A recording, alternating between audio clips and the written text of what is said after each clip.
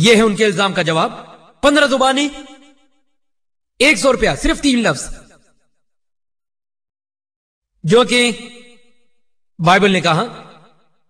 علم علماء کے متعلق بائبل کہتی ہے پیدائش کی کتاب میں باب نمبر 9 آیت نمبر 13 سے 17, اور پھر خدا نے کہا نوح کے دور میں جب دنیا تباہ ہو گئی, دنیا سیلاب کے ذریعے, اور سیلاب خشک ہونے کے بعد اس نے کہا میں نے آسمان پر ایک قوس قزح نمودار کی تمام تر بنی نوع انسان کے ساتھ, یہ وعدہ کیا کہ میں دنیا کو دوبارہ غرق نہیں کروں گا پانی کے ساتھ. سائنس نہ جاننے والا شخص تو اس بات کو قبول کر سکتا ہے, قوس قزح علامت ہے خدا کی طرف سے کہ وہ دنیا کو دوبارہ پانی سے غرق نہیں کرے گا. آج یہ بات ہم اچھی طرح جانتے ہیں کہ قوس قزح تو سورج کی روشنی کی وجہ سے ہے, بارش یا دھند کی وجہ سے. یقیناً ہزاروں قوس قزح گزر چکی ہوں گی نوح علیہ السلام کے دور سے پہلے, لیکن یہ کہنے کے لیے کہ نوح علیہ السلام سے پہلے ایسا نہیں تھا تو یہ گمان کرنا پڑے گا کہ قانون انحطاف نہیں تھا, جو کہ غیر سائنسی ہے.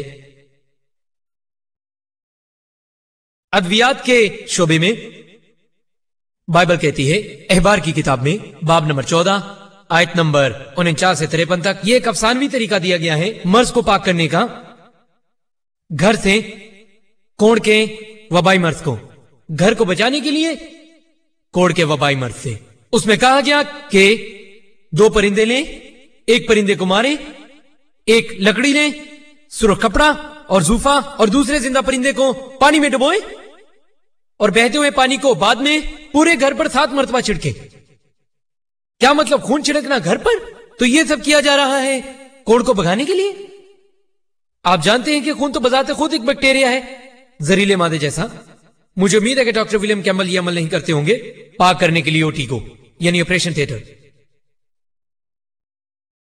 لکھا ہے احبار کی کتاب میں باب نمبر 12 آیت نمبر 1 سے 5, اور ہم سب میڈیکلی یہ جانتے ہیں جب ماں بچہ پیدا کرتی ہے جنم کے بعد کا دورانیہ کو صحت مند آنا نہیں ہوتا. اگر اسے مذہبی اعتبار سے ناپاک کہیں تو مجھے کوئی اعتراض نہیں ہوگا, لیکن احبار باب نمبر 2 آیت نمبر 1 سے 5 میں کہتا ہے جب عورت لڑکے کو جنم دیتی ہے تو وہ تقریباً 7 دنوں تک ناپاک رہے گی, اور اس کی ناپاکی کا یہ سلسلہ جاری رہے گا 33 دنوں تک مزید. اور اگر وہ ایک لڑکی کو جنم دیتی ہے تو وہ ناپاک رہے گی 2 ہفتوں تک, اور ناپاکی کا دورانیہ جاری رہے گا تقریباً 66 دنوں تک. مختصراً اگر عورت جنم دیتی ہے ایک لڑکے کو یعنی بیٹے کو, وہ 40 دن تک ناپاک رہیں گی. اگر وہ جنم دیتی ہے ایک لڑکی کو یعنی بیٹی کو, تو وہ 80 دن تک ناپاک رہیں گی. میں چاہوں گا کہ ڈاکٹر ولیم کیمبل مجھے سائنسی اعتبار سے بتائیں کہ کس طرح سے ایک عورت ناپاک رہ سکتی ہے دگنی مدت کے لیے اگر وہ ایک لڑکی کو جنم دیتی ہے ایک لڑکے کے مقابلے میں. بائبل میں اس حوالے سے بھی ایک بہت اچھی آزمائش ہے زنا کے بارے میں. کیسے پتا چلے گا کہ عورت نے زنا کیا ہے؟ گنتی کی کتاب میں باب نمبر 5 آیت نمبر 11 تا 31 بتاؤں گا تفصیل سے. یہاں ہے کہ ایک رہبر کو چاہیے مقدس پانی لے برتن میں, پھر فرش سے خاک اٹھائے اور اس پانی میں ڈال دے, اور پھر یہ کڑوا پانی, اور بد دعا کے بعد اس عورت کو دے دے. اور اگر اس عورت نے زنا کیا ہوگا تو پھر یہ اس کو پینے کے بعد بد دعا اندر جائے گی اس کے جسم میں, اور پیٹ پھول جائے گا اور ران سکڑ جائے گی, اور پھر لوگ اس پر لان تان کریں گے. اگر اس عورت نے زنا نہیں کیا ہوگا تو وہ صحیح سلامت رہے گی اور اپنے حمل کو بھی محفوظ رکھے گی. یہ افسانوی طریقہ ہے جو میں نے بتایا کہ عورت زنا کی مرتکب ہوئی ہے یا نہیں. آپ جانتے ہیں آج دنیا میں ہزاروں مقدمے التوا میں ہیں, دنیا کے مختلف حصوں میں, دنیا کی مختلف عدالتوں میں, صرف اور صرف اس گمان پر کسی کو ایسا لگتا ہے کہ عورت زنا کی مرتکب ہوئی ہے. میں نے پڑھا اخبارات میں, اور پھر مجھے میڈیا سے پتا چلا اس عظیم الشان ملک امریکہ کے صدر مسٹر بل کلنٹن وہ شامل تھے ایک جنسی معاملے میں 2 سال پہلے. میں حیران ہوں کہ امریکی عدالت نے کیوں نہیں تلخ پانی والا ٹیسٹ کیا تاکہ پتا چلے کہ اس نے زنا کیا ہے یا نہیں, تو وہ بغیر کسی سزا کے فوراً ہی بری ہو جاتے.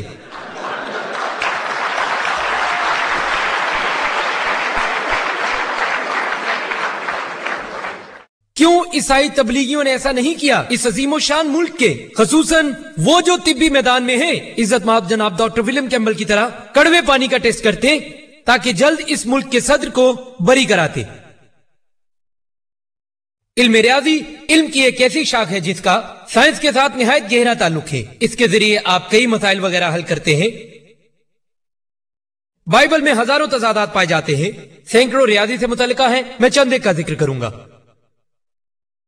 अज़रा की किताब में लिखा है बाब नंबर 2 आयत नंबर 1, नेहमिया बाब नंबर 7 आयत नंबर 6 में बयान किया है, जब लोग जिलावतनी के बाद बाबुल से वापस आए तो बाबुल के बादशाह बख्त नसर ने लोगों को इसराइल से आजाद किया था, तो वो महकूमी की हालत में वापस आए और फिर लोगों की फहरिस्त दी गई। ये फहरिस्त अज़रा में दी गई है, बाब नंबर 2 आयत नंबर 2 से 63 तक, और नेहमिया बाब नंबर 7 और आयत नंबर 7 से लेकर 65 तक फहरिस्त दी गई है नामों के साथ। इसी तरह लोगों के छूटने की तादाद इन कुल 60 आयात में, और यहां पर कम से कम 18 मुकामात में लोगों के नाम तो बिल्कुल वही हैं, लेकिन तादाद में फर्क है, और इस तरह कम से कम 18 तजादात पाए जाते हैं इन 2 के 2 बाबों की तमाम तर 60 आयात में।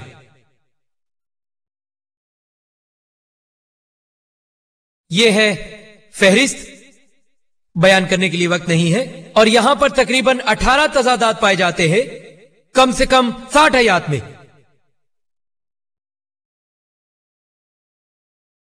लिखा गया है अज़रा की किताब में बाब नंबर 2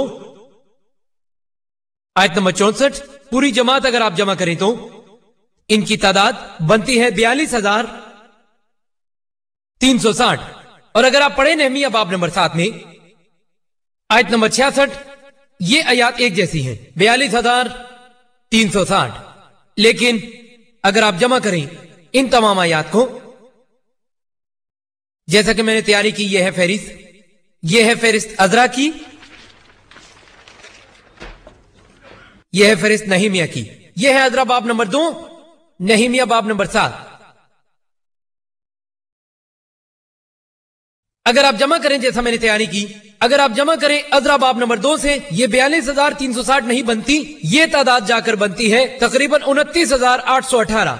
और अगर आप जमा करें नेहमिया बाब नंबर 7, और ये भी तादाद 42,360 नहीं बनती, ये बनती है 31,089। सोचिए, बाइबल का मुसन्निफ जैसा कि खुदा को समझा जाता है, वो सादा सा जमा का अमल नहीं जानता। अगर किसी प्राइमरी पास शख्स को आप यही सवाल दे दे तो वो भी आपको इसका दुरुस्त जवाब ही देगा। अगर आप जमा करें तमाम 60 आयात को, ये बहुत आसान है खुदा के लिए जो जमा नहीं जानता, नाउज़ बिल्लाह, अगर हम ये कहते हैं कि ये खुदा के अल्फाज हैं। अगर हम मजीद पढ़ें अज़रा बाब नंबर 2 में आयत नंबर 65 कहा गया है, वहां 200 गाने वाली मर्द और औरतें थी। नेहमिया बाब नंबर 7 आयत नंबर 67, वहां पर 245 गाने वाली मर्द और औरतें थी। वहां पर 200 या 245 गाने वाली मर्द और औरतें थी। इबारत एक जैसी हैं, यहां रियाजी का तादाद है। यहां लिखा है दूसरा सलातीन बाब नंबर 24 आयत नंबर 8, जब यहोयाकीन 18 साल का था जब उसने यरूशलेम पर हुक्मरानी शुरू की, और यह हुक्मरानी 3 महीने और 10 दिन तक रही। दूसरा तवारीख बाब नंबर 36 आयत नंबर 9 में है कि यहोयाकीन 8 साल का था जब उसने हुक्मरानी शुरू की, और वो 3 महीने और 10 दिन तक रही। यहोयाकीन था 18 साल का जब हुक्मरानी की, या वो 8 साल का था? उसने 3 महीने तक की, या उसने 3 महीने 10 दिन तक की? जैसा कि लिखा है पहले सलातीन में बाब नंबर 7 आयत नंबर 26 में है, सुलेमान की इबादत गाह में ढाले गए समंदर में उनके पास 2000 हमाम थे।